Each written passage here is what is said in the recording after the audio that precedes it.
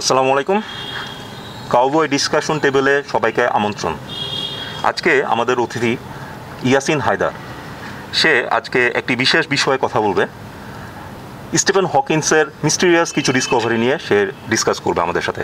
ইয়াসিন, কেমন আছো? ভালো। ওকে, তোমার কাছে কেন স্টিফেন হকিন্সের মিস্টিরিয়াস ডিসকভারি নিয়ে কেন কথা বলতে হবে? কেন তোমার কাছে মনে হচ্ছে যে এইটা নিয়ে কথা বললে আমাদের ভিউয়ার্সরা উপকৃত হবে?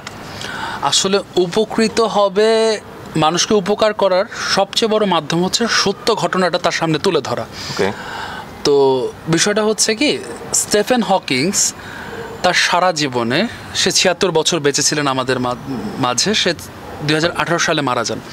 তো স্টিফেন হকিংস তার জীবনে যে কাজটি করেছিলেন সেটি হচ্ছে সে কিছু আমাদেরকে ডিসকভারির মাধ্যমে বা ফিজিক্সের কিছু লসকে খুব ভালোভাবে অ্যানালাইসিসের মাধ্যমে সে আমাদেরকে ব্ল্যাক হোলের ব্যাপারে জানিয়েছিলেন এবং কিছু থিওরি সে পৃথিবীতে স্ট্যাবলিশ করে গেছেন। তার মধ্যে ৬টা থিওরি খুব পপুলার। কিন্তু এখানে একটা কথা বলার বিষয়টা হচ্ছে কি, সবচেয়ে বড় ইনফো যেটা বা ইন্টারেস্টিং টপিক যেটা, সেই ইন্টারেস্টিং টপিকটা হচ্ছে, আচ্ছা আপনি মনে করেন যখন বাজারে জিনিসপত্র কিনতে যান বা যখন কিছু কিনেন তখন ওই প্রোডাক্টের কী দেখেন আপনি? অবভিয়াসলি অ্যাডভার্টাইজমেন্টটা, ফিচার্সগুলো যখন ওটা আপনার সামনে উপস্থাপন করা হয় তখন আপনি সেই জিনিসটা কিনতে আগ্রহী হন বা ওই জিনিসটাকে রিসিভ করেন খুব ফ্র্যাঙ্কলিভাবে। তো স্টিফেন হকিংস তার যে থিওরিগুলো দিয়েছিল সেই থিওরিগুলোর ভেতরে যদি আপনাকে আমি বলি যে he is just a product or a advisor or a actor for a TVC, আপনি কি বিশ্বাস করবেন? হ্যাঁ, বিশ্বাস করব। কি রিজনে?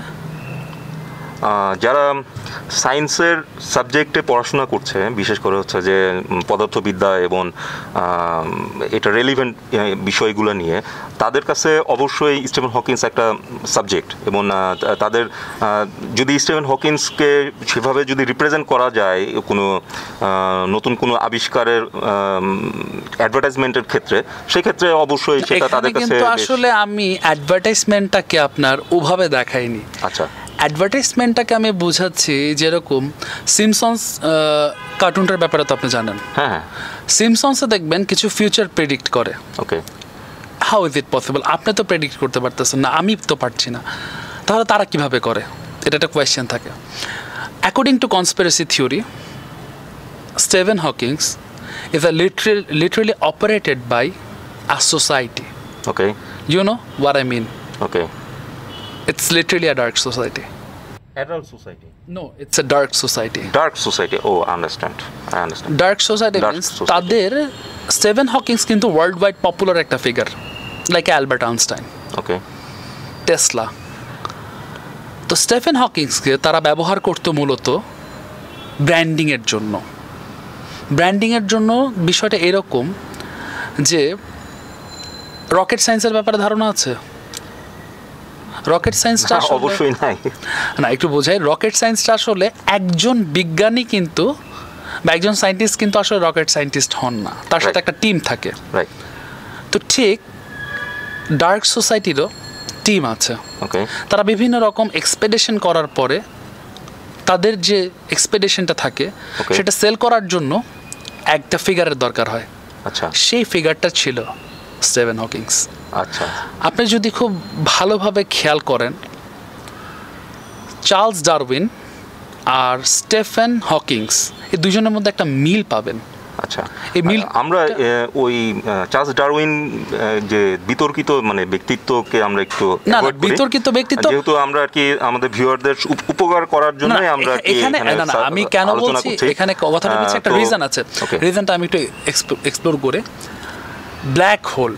Everything came from black hole, the power of nature. Okay. It's ideology. It's literally a philosophy where is trust on naturalism. Okay. Everything is come from nature. Okay. হ্যাঁ, ওখানেই যাচ্ছি। তো বিগ ব্যাং থিওরিটা থেকে যেটা এস্টাবলিশ হয় পৃথিবীতে, সেটা হচ্ছে কৃষ্ণগহ্বর থেকে বা যে কোনোভাবে এক্সপ্লোডের মাধ্যমে এইভাবে পৃথিবীতে জাস্ট একটা ক্রাইটেরিয়ার মাধ্যমে পৃথিবীর প্রত্যেকটা জীবের সৃষ্টি, মানে যেটা অ্যাকর্ডিং টু স্টিফেন হকিংস। যদি আমি ঘুরিয়ে ফিরিয়ে বলি, এভলিউশন থিওরিকে আসলে ব্র্যান্ডিং করে গেছে Stephen Hawkings. Okay, that's true. যদি আপনি একটু ডিপে যে দেখেন, চিন্তা করেন, চার্লস ডারউইন যেটা করেছিল সে প্রকাশ্যে বলেছে, আর স্টিফেন হকিংস সেটাকে অপ্রকাশিতভাবে সাইন সিম্বলসের মাধ্যমে বলেছে। মানে তাদের মূল উদ্দেশ্য ছিল establish occultism, there is no existence of গডকে স্ট্যাবলিশ করা। দ্যাটস দ্য লিটারেলি মাইন্ডকে। ওকে, মানে তুমি বলতে চাচ্ছ যে তারা মানে সৃষ্টিকর্তাকে অস্বীকার করার জন্যই তাদের আবিষ্কারকে সেভাবেই রিপ্রেজেন্ট করেছে আমাদের এক্স্যাক্টলি স্টুডেন্টদের কাছে, তাদের স্টুডেন্টসদের কাছে না, ওয়ার্ল্ড ওয়াইড।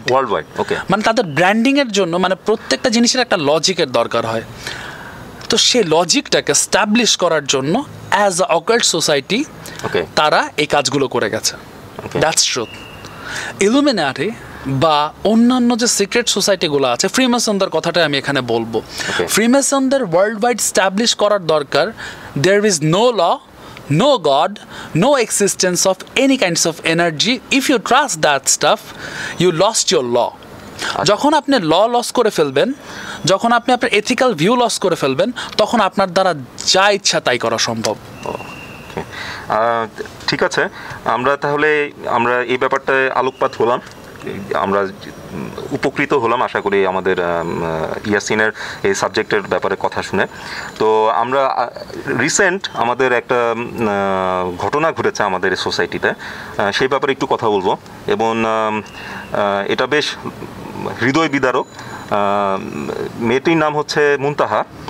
মেয়েটি তার নেইবর প্রতিবেশীদের মাধ্যমেই সে হত্যাকাণ্ডের শিকার হয়েছিল।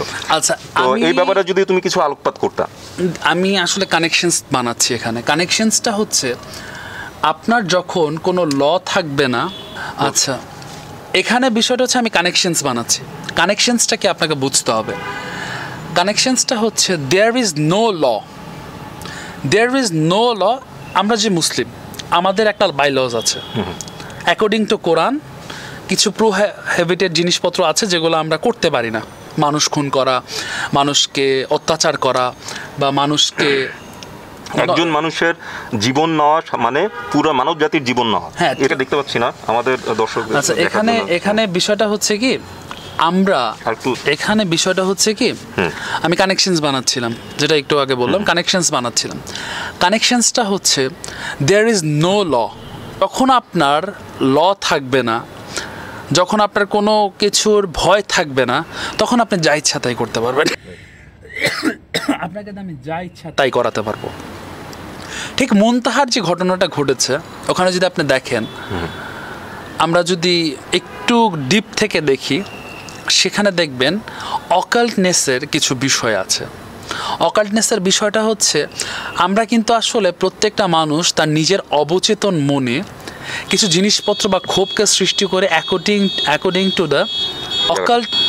আমরা পৃথিবীতে যখন কোনো অপরাধ করি, বা আমরা যদি পৃথিবীতে কোনো নৃশংসতম কাজ করি বা অপরাধ করি, সে অপরাধ কিন্তু আমরা জেনে বুঝে করি। কিভাবে করি দেখেন, মুনতাহার যে ঘটনাটা, সেখানে একটা বাচ্চাকে তারা হত্যা করেছে। আচ্ছা, আপনার কাছে কি মনে হয় না একটা নিষ্পাপ শিশুকে দেখতেই তো কেমন লাগে, হত্যা করছে? তো ওই বাচ্চাটাকে যখন হত্যা করা হয়েছে, তখন কিন্তু তারা যে স্ট্র্যাটেজিটা ইউজ করেছিল, বা সেটা হচ্ছে রাগ, ক্ষোভ। এখনও পুলিশ রিপোর্ট আসেনি, তবে অ্যাজ আ ল স্টুডেন্ট হিসাবে আমরা যেহেতু অপরাধ বিজ্ঞান নিয়ে কাজ করে থাকি, অপরাধ বিজ্ঞানে কিন্তু কিছু সেগমেন্ট আছে। এখানে অ্যাক্ট্রেসিয়া একটা বাচ্চার উপর কিভাবে রাগ করতে পারে, মানে এটা মানে আমি কোনোভাবে এটা আসলে হয় কি দেখবেন, আমরা রাগের বশত গ্লাস ভেঙে ফেলি, রাগের বশত আমরা বিভিন্ন রকম জিনিসপত্র ভেঙে ফেলি। কি রিজনে বলতে পারবেন? কারণ আসলে আমরা রাগটা ওর উপরে উঠাচ্ছি। মুনতাহার ক্ষেত্রেও তাই। যদিও এই সাবজেক্টটা ইনভেস্টিগেটিভ, এখনো ইনভেস্টিগেশন চলছে, আমরা না জেনে কোনো কথা না বলি, তবে হতে পারে আমরা একটা ধারণা করছি, অ্যাজিউম করে নিচ্ছে যে সে সম্ভবত তার প্রাথমিক এই গল্পে এই চ্যাপ্টারটাতে আপনি ডেভিলকে পাবেন। Exactly that's what I am talking about, যে সম্ভবত এখানে আনটিল আনলেস যতক্ষণ না ডেভিল দ্বারা সম্পূর্ণভাবে মানে সে প্রভাবান্বিত হচ্ছে অপরাধী, সে এত বড় হত্যাকাণ্ড মানে বিশেষ করে হচ্ছে যে একটা বাচ্চাকে হত্যা করার মতন একটা অপরাধ সে সংঘটিত করতে পারে না যদি না সে অ্যাবসলিউটলি মানে তার ডার্ক, আপনার একটা বিষয় কি ইন্টেলিজেন্স ডার্ক না হয়। আপনি একটা জিনিস খেয়াল করবেন, আমেরিকাতে কয়েকদিন আগে একটা খুব বিশ্বব্যাপী মানে সমাদৃত একটা ঘটনা, যে একজন লোক একটা তার ছেলের হত্যাকারীকে ক্ষমা করে দিয়েছিল। কি বলেছিল মনে আছে আপনার ওই লোকটার কনফেশনে? ওই লোকটা তার মুসলিম, হ্যাঁ মুসলিম, সে তার কনফেশনে বলেছিল মানে যেটা আর কি না, সেখানে সে বলেছিল যে তুমি যে কাজটা করেছো শয়তান তোমাকে দিয়ে করেছে, তাই তোমাকে আমি ক্ষমা করে দিচ্ছি। মানে that's the point, exactly that's the point. Exactly এই ছিল মানে এই বিষয়গুলাই কানেকশনস করে। আমরা হয়তোবা যদি আমরা আরো ডিপলি চিন্তা করি বা আলোচনা ডিসকাশনে আসি, তখন দেখবেন আপনি যদি ডিপলি চিন্তা করেন, every human have a evil side into himself. আমরা যদি হাদিস বা কোরআনে দেখতে চাই, রাসূল সাল্লাল্লাহু আলাইহি ওয়াসাল্লাম কিন্তু 4 বার তার সাল্লাল্লাহু আলাইহি ওয়াসাল্লাম তার ভিতরে কিন্তু 4 বার সার্জারি করা হয়েছে, যেটা জিবরাইল আলাইহিস সালাম করে দিয়েছিলেন 4 টাইম। কি reason? What is the reason? পৃথিবীর প্রত্যেকটা কাজ এর পিছনে একটা রিজন থাকে, একটা লজিক থাকে।